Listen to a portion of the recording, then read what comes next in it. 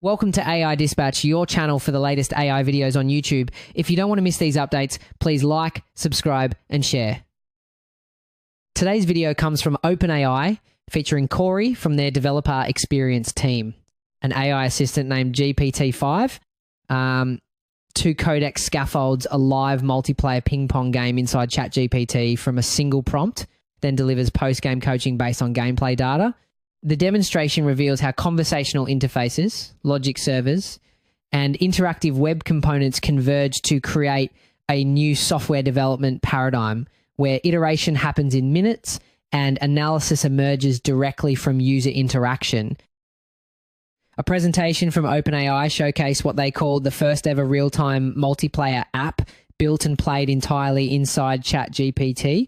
2 players on separate computers were in a live ping-pong match with the game interface running directly within their chat windows. One player controlled their paddle with their mouse, hitting the ball back to their opponent, who was doing the same in their own ChatGPT session. The construction method defies conventional development timelines. The presenter started with a completely empty code repository. He gave a single prompt to an AI coding assistant named Codex, asking it to create a ChatGPT app for a ping-pong game where a player could control a paddle with their cursor. In just a few minutes, Codex took that empty folder and scaffolded a full playable game, complete with the user interface and the necessary server logic. The timeline from a single prompt to a functional app was measured in minutes, not days or weeks. The AI's knowledge source operates through a specific technical mechanism.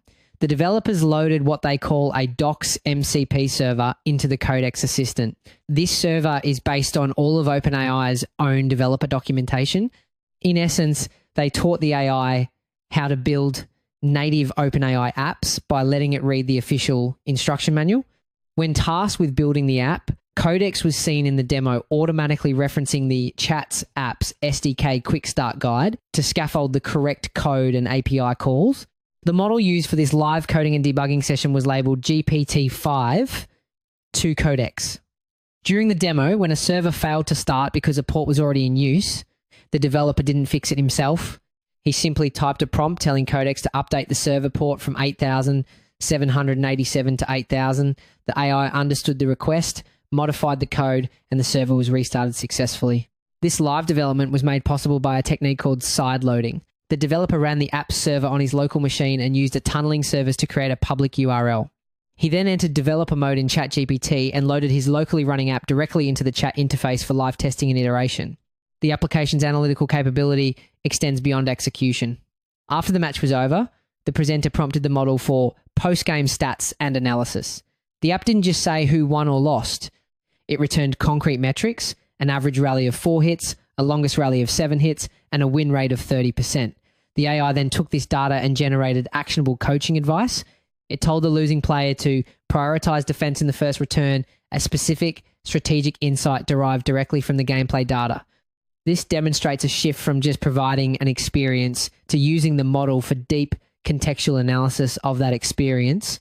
Behind this lies a powerful 3-layer architecture. The most effective apps, as described in the presentation, combine the conversational model, the logic and data from an MCP server, and an interactive web component. This isn't just a back-end tool, it's a full-stack interactive experience living inside the chat.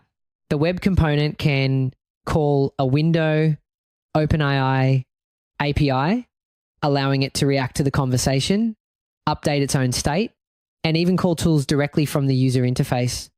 A design principle emerges that inverts standard migration strategy: extract, don't port. The goal is not to cram your entire existing multi-page application into ChatGPT. Instead, the focus should be on distilling the single most valuable piece of functionality that uniquely benefits from being in a conversational interface. The presentation also showed how this applies to other use cases. An All Trails app was used to find hiking trails, but the real power came from a follow-up prompt: find me dog-friendly trails.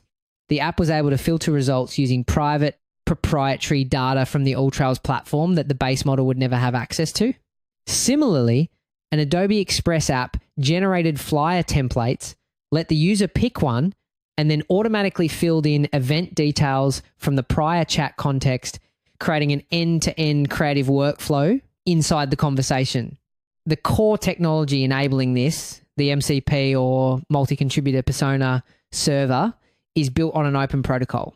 This means anyone can run their own server and inject a widget runtime into an AI client, opening the door for a decentralized ecosystem of interactive experiences.